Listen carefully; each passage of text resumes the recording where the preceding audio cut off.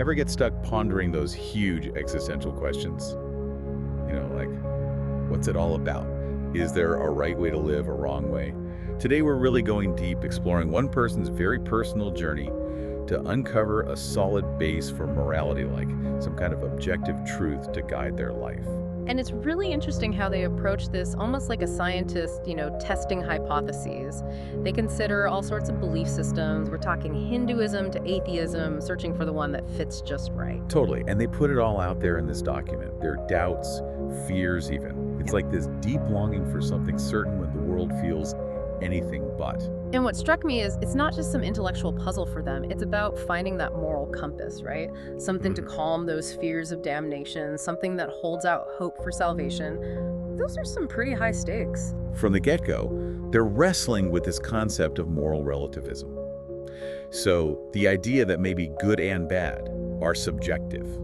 And if that's true, if everything's relative, doesn't life become kind of meaningless? Absolutely. They long for that feeling of being grounded, a belief system with clear-cut answers, some kind of unwavering guidance. So they kick off their search by taking a look at Hinduism, but they hit a wall pretty quickly. Yeah, the caste system just doesn't sit well with them. Right. It goes against this innate sense of fairness they have, the idea that everyone has equal value. That's important to them. They want a universal morality, not one limited by, social hierarchy. And that's where ethics trips them up too, isn't it? It seems too open to interpretation, like that risk of sliding back into relativism they're working so hard to escape. Exactly. They're after a morality that's not swayed by individual whims or what a culture says. Something fixed, absolute. So Hinduism and ethics are off the list. Next comes atheism. But another dead end. It's like they see the intellectual appeal of atheism, but something's missing. They want something bigger than themselves, something that connects them to a larger purpose. That something bigger definitely seems to be a recurring theme for them. They even look into deism, the belief in a creator god who doesn't interfere. Yeah. But that leaves them cold. Makes sense, right? Deism might acknowledge a higher power, but it lacks that personal relationship. And this person, they crave that connection, feeling guided and supported by something beyond themselves. That's what they're searching for. So they're after this mix of objective truth and a personal connection, right?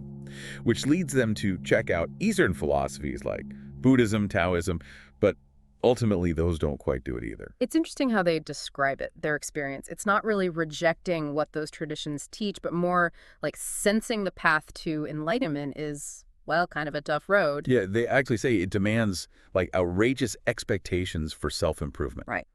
It's like they're looking for a faith that offers support, grace, not just this super strict self-discipline thing. Definitely. It's recognizing human willpower has its limits. Like reaching moral perfection on your own effort alone is tough. Which brings us to the Abrahamic faiths. Yeah. They start with Islam. And this is where their struggle, this whole absolute truth versus personal experience thing, it really comes to the forefront. It does, because you can see the appeal on one hand of this single all-powerful God, like how it's presented in Islam. But then there's the Quran itself, right? yeah, How it was passed down. it's like they see it as open to maybe human error, like a big game of telephone, the message possibly getting distorted over time. And they even bring up specific verses that give them pause, like the one where Muhammad seems honestly kind of terrified after encountering the divine. They want that reassurance, that sense of peace, comfort in the presence of the divine, but they're not finding it there. Almost like personal experience, that feeling of faith carries more weight than accepting dogma intellectually. That emotional resonance is key for them. So Islam doesn't quite hit all the marks. Next, they look at Judaism, intrigued by the history, the emphasis on this covenant, sacrifice, but needing a Messiah, still waiting for that ultimate redemption. It doesn't satisfy that yearning for something more immediate, a personal connection with the divine right now. They're looking for a faith that feels ancient, yeah, but also alive, rooted in history, but directly relevant to their life today. Which takes us to paganism, a very different path. Totally. It's a much less centralized belief system, very nature-based, and their main critique, no single all-powerful deity. They're still searching for that ultimate authority, that grounding force for morality. Right. They even use the phrase complete servitude to fallible images, which shows their discomfort with a belief system without a clear sense of right, wrong. It's as if they're asking, if it's all up to the cosmos, if there's no final judge of good evil, what's to stop us from just following our own desires no matter how messed up they are? It is interesting, though, how they touch on this idea of the universe having a, like, cosmic power within you when they're talking about paganism. Yeah, It's almost a glimpse of that personal connection they've been after. definitely. This back and forth they're having, wanting that fixed authority out there, but also craving a faith that resonates deeply within. It's a thread throughout this whole exploration. So next up, they delve into Gnosticism, but again, it misses the mark. Yeah, the whole thing about humans having this divine spark and reaching enlightenment through knowledge, it almost comes across as, I don't know, maybe a little prideful, naive even. Like they're acknowledging how flawed humanity is, the need for something outside ourselves to close that gap between our flawed nature and real moral good. Precisely. And this is where things take an unexpected turn. They look at Luciferianism. Right.